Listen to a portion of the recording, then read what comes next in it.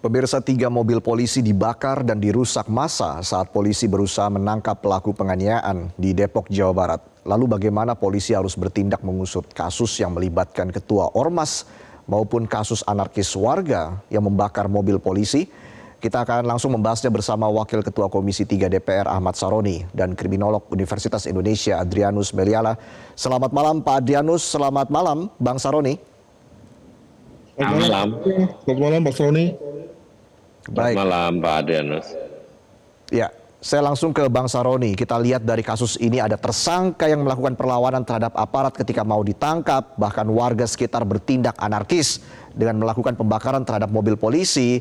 Bagaimana polisi harus bertindak di kasus ini, Bang Saroni? Ya, sebenarnya kan polisi sudah tahu ya apa skema penangkapan dan siapa yang akan mau ditangkap. Menurut saya ini satu perbuatan yang memang tidak lagi dalam toleransi yang cukup. Dan siapapun ormas di belakangnya harus bertanggung jawab. Dan kita jangan selalu memberikan toleransi, wah ini oknum ormas. Tapi ormasnya sendiri tidak diberi sanksi. Bagaimana sanksinya? Itu polisi yang tahu mekanisme aturan hukumnya. Dan ini sangat menyepelekan, meremehkan institusi yang luar biasa ini. Lah, bayangin mobil dibakar, dibalik-balik begitu. Ini meremehkan institusi negara ini sebenarnya. Masa kita kalah sama premanisme? Nah, kita serahkan sama polisi. Bagaimana polisi menyikapi ini? Jangan ujung-ujungnya nanti kita tindak tegas, tapi nanti pada ujungnya lemas juga. Atau enggak antar pihak ormas manapun misalnya mengintervensi atau dari mana misalnya gitu. Nah, ini jangan sampai terjadi. Ini sudah meremehkan institusi kepolisian. Bayangin, dengan segampang itu mobil dibakar. Ini kan sudah jelas ini.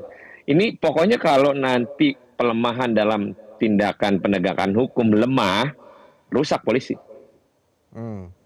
Kita nggak mau ini polisi rusak. Ya, artinya wibawa pihak kepolisian juga dipertaruhkan dari kasus ini ya dalam penegakan hukumnya, Bang Saroni. Sangat.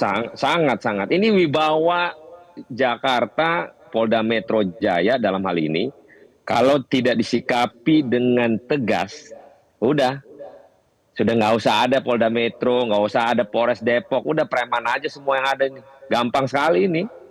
Masa kita kalah dengan premanisme? Sayang gitu. Baik, saya beralih ke Pak Adrianus. Pak Adrianus, bagaimana melihat kasus ini dan bagaimana polisi juga harus bertindak dari kasus ini ketika proses penahanan berujung pada aksi anarkis, Pak Adrianus? Ya, saya berusaha juga untuk balance ya, bahwa sebetulnya polisi juga punya cara lain untuk menangkap tersangka ya. Bahwa ada kemungkinan massa itu menyerang polisi itu bukan hal yang baru ya. Apalagi kalau kita bicara mengenai misalnya tersangka pelaku kekerasan, pelaku narkoba ditangkap di kampungnya, itu umumnya semua melawan. Artinya perlawanan itu bukan sesuatu hal yang baru bagi kasanah kepolisian.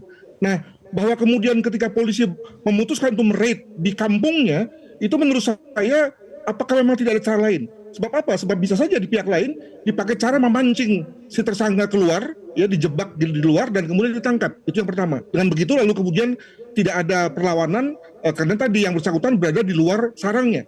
Yang kedua adalah dalam hal ini polisi sudah memilih jalan datang dini hari, datang dengan 3 mobil, 14 orang, artinya memang sudah berekspektasi akan adanya satu kekerasan, satu perlawanan, tapi lalu kemudian dipakai cara-cara konvensional, dibacain dulu surat perintahnya, surat perintah pembawanya, ya menunggu masa ngumpul. Artinya dengan cara lain sudah ada indikasi bahwa massa akan menyerang, tapi kemudian dipakai cara-cara yang biasa. Nah, jadi dengan kata lain, ketika kemudian massa sudah terbentuk dan marah dan menyerang, nah ini salah siapa ini? Demikian. Oke, ketika ada perlawanan dari tersangka begitu ya, bagaimana ini bisa memberatkan hukuman tersangka, Pak Adrianus? Ya pasti dong, kan kita ada pasal pemberatan ya. Namun sebelum sampai ke situ, saya juga berpikir bahwa ada kemungkinan, Pak Saroni dan juga Mas Reza, ada kemungkinan memang polisi berusaha untuk menghindari bentrokan ya, maka kemudian lalu mereka mundur gitu ya. ini dalam bahasa akademik itu systemic extraction, ya, mundur dengan sistematis, tapi juga pada saat yang sama kemudian lalu videonya langsung main tuh, video main, foto main, agar kemudian lalu bisa ketahuan siapa yang membakar dan seterusnya. Pada saat lalu kemudian sudah tenang, lalu kemudian diambilin tuh orang-orangnya. Nah, yang menarik adalah bahwa kemudian ada himbauan untuk menyerahkan diri. Kesan saya adalah bahwa ketika kemudian polisi lari semua, pulang semua, nggak ada yang kemudian dititipkan di situ, ya, disusupkan agar kemudian lalu bisa mengambil foto dan video gitu ya sebagai satu bukti.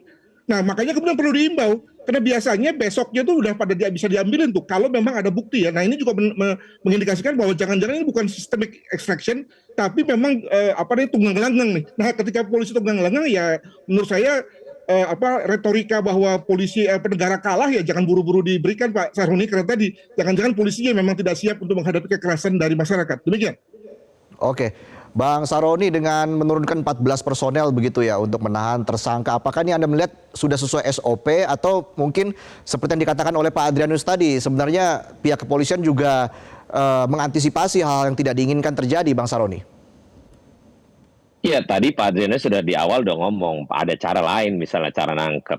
Tapi Pan, ini dalam unsur memang sudah menjadi bagian untuk penangkapan yang bersangkutan. Makanya standby 14 orang itu. Tapi yang hebatnya adalah, yuk kenapa mau maju tapi mundur? Sekalian aja kalau mau maju, maju sekalian. Pertumpahan darah terjadi, nggak apa-apa. Wong di situ udah dilakukan pelaksanaan untuk menangkap kok. Kan gitu. Dan jangan lagi pakai dibacain lah ini Pak Adrianus bilang itu benar. Nah, kalau sudah niat mau nangkep dengan membawa 14 anggota, kalau sudah maju jangan mundur, maju aja terus gitu. Masa kalah sama premanisme? Yang tadi kita kalah, masalahnya kalah dalam posisi loh ngapain mundur? Sayang kalau udah maju aja terus gitu. Ini yang saya bilang Pak Adrianus, kita kalah. Kenapa? Kalah dengan premanisme, dengan jelas untuk dilakukan penegakan hukum, tapi mundur. Kenapa? Jadi jangan lakukan sama seperti di Lampung, melakukan penegakan hukum, bertarung tembak-tembakan di situ. Jadi jelas gitu. Ini bahwa kalau udah maju ya maju terus. Nah, ini akan dilihat bagaimana kita akhirnya jadi lemah melawan premanisme. Sayang gitu. Kalau mau maju, maju terus sudah. Jangan pakai mundur. Begitu, Pak Adrianus. Bang Saroni, Wakil Wali Kota Depok juga bahkan menemukan data begitu ya, ada 1.600 kepala keluarga ilegal di lokasi pembakaran mobil polisi. Nah ini Bang Saroni, bagaimana menyoroti hal ini? Tindakan seperti apa yang harus dilakukan pemerintah setempat selain misalnya bekerja sama dengan TNI Polri untuk melakukan penertiban terhadap warga ilegal? Nah, yang pertama adalah penegakan hukum dulu ini, masalah bakar-bakar polisi, bakar-bakar mobil polisi. Setelah ini baru ditindaklanjuti bagaimana itu penduduk-penduduk ilegal. Apa perlu dalam tahapan TNI untuk melindungi dalam aspirasi ini misalnya. Kalau memang akhirnya merasa bahwa wah kayaknya kita nggak kuat nih, kita perlu tentara. Nggak apa-apa, minta tolong aja. Karena jangan sampai kita kalah sama premanisme. Kalau sudah maju, jangan ada kata mundur. Kalah nanti kita percuma. Jadi jangan pernah ada cerita negara kalah sama premanisme. Nggak boleh itu. Siapapun ormasnya, bantai. Lawan dengan cara yang eksklusif. Dengan cara meminta tolong dengan TNI sekalipun. Nggak apa-apa. Biar habis gitu. Jangan dibiarkan selalu toleransi. Ntar udahannya hajar. Tahu-tahu ntar udahannya lemah, nggak ada berita lagi. Sayang. Ini adalah pelecehan terhadap institusi. Wibawanya Polda Metro di mana gitu. Kalau akhirnya dalam sekelompok orang membakar dengan mudahnya kendaraan negara yang dalam penegakan hukum yang dilakukan oleh 14 anggota tersebut gitu. Ini sayang, jangan sampai terjadi semestinya. Baik. Bang Saroni, ya, Kompolnas dan polisi juga sudah ke TKP hari ini. Ada imbauan juga dari Kompolnas agar warga yang melakukan tindakan anarkis segera menyerahkan diri ke pihak kepolisian. Anda melihat bagaimana pernyataan dari Kompolnas ini, Bang Saroni? Sangat baik, tapi udah pasti tahu lah polisi dalam hal ini siapa aja di situ, dalam koridor mana aja.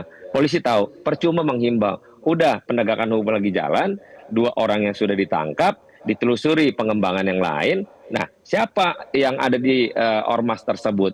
minta pertanggungjawaban kepada pihak ormasnya. Kita nggak mau ada hal-hal kejadian yang beginian terulang di depan. Lagi-lagi, udah jelas mau penyerangan, jangan sampai nanti mundur. Nggak boleh itu, jangan. Bila perlu kalau kurang yakin, minta tentara mendampinginya gitu. Nah, jangan sampai gini, ini kan proses penegakan hukum dalam perlakuan siapapun di mata hukum sama. Dan kita sayangkan kalau ini kalau ini terjadi terlihat membakar dengan mudahnya, kan bahaya nanti ke depan. Sedangkan nanti mobil lewat, mobil polisi dengan kebencian yang luar biasa lakukan pembakaran dengan sangat mudah. Jangan terjadi di Republik ini. Kita jangan kalah dengan premanisme. Nggak boleh. Prabowo, Pak Presiden udah bilang, kita nggak boleh kalah dengan premanisme. Jangan. Demikian. Baik, baik. Saya ke Pak Adrianus. Pak Adrianus, aparat juga menelusuri kemungkinan adanya pihak yang mengorganisasi warga untuk menghalangi penegakan hukum. Apakah ada potensi seperti itu? Anda melihatnya bagaimana di kasus ini, Pak Adrianus? Itu pasti sudah dibaca itu oleh polisi pada saat sebelum mengerahkan anggotanya ya. Makanya kalau tadi ada Kompolnas datang, maka mungkin perlu diverifikasi dulu tuh Pak Saroni dan juga teman-teman Kompolnas, apakah memang langkah raid itu adalah langkah terbaik sih? Kenapa? Karena tadi kalau misalnya mereka ditunggu, dipancing keluar ya, karena orang kan pasti ada juga butuh belanjanya, butuh pergi kemana gitu ya. Nah, itu dipepet di jalan beres tuh gitu, senyap dan kemudian lalu nggak akan ada perlawanan. Mengapa kemudian nggak dilakukan itu ya? Nah ini kan juga lalu mengindikasikan bahwa jangan-jangan nggak ada nggak ada lintas omong ya di antara fungsi di kepolisian ya, sehingga lalu sersernya main terus dengan gaya-gaya begini, sementara intelnya dikesampingkan. Ini kan juga menjadi satu sorotan karena intel kemudian lalu menjadi seperti nomor 2, padahal tadi gaya-gaya intel tuh senyap dan kemudian efektif loh gitu ya. Itu yang pertama. Yang kedua, tadi tadi yang dikatakan oleh Pak Saroni ini saya kira oke banget nih, soal bahwa jangan mundur lagi. Permasalahannya Pak Saroni ini juga teman-teman di lapangan juga ngeri dengan jabatannya nih. Sebab begitu dia main keras dan kemudian ada beberapa anggota masyarakat yang tumbang. Nah ini lalu larinya ke soal-soal HAM nih. Dan biasanya ketika soal-soal HAM muncul, disuarakan oleh masyarakat, itu biasanya negara, CQ polisi itu kemudian akan mengkerut dan kemudian lalu takut gitu ya. Jadi ya tentu polisi itu kan selalu berada pada situasi sebelah kakinya di istana atau di tempat-tempat yang baik, tapi juga sebelah kakinya ada di penjara atau di makam gitu ya. Nah, nampaknya keberanian untuk menempuh hal-hal yang berat dan berisiko itu lalu mereka agak berhitung gitu ya, untuk melakukan hal-hal yang tadi Bapak katakan, sehingga lalu mereka lebih memilih untuk main play safe ya dan mundur dan meninggalkan mobilnya itu terbakar. Begitu Pak. Oke, silakan Bang Saroni tanggapannya. Kalau memang dia takut dengan melakukan penindakan ya secara penegakan hukum, datang rame-rame. Kalau memang takut ya nggak usah datang. Cara yang tadi Pak Adrianus awal bilang, pakai cara yang lain. Tapi kalau dia sudah melakukan bersama-sama untuk melakukan penindakan hukum, dan dia tahu pasti akan konsekuensi. Dan kalau yang terjadi seperti ini terlihat di publik, gampang kali ya bakar polisi. Ya apalagi. Dan kalau akhirnya ada istilah kata pelanggaran HAM, udahlah. Republik ini selalu memberikan toleransi HAM, tapi ntar institusinya dilecehin, diledekin. Ya lu gampang gue bakar lu. Ya apa jadinya? Nah kalau udah begini, lagi-lagi yang paling terzolimin siapa? Kepolisian. Yang harusnya polisi memiliki kewenangan untuk proses penegakan hukum.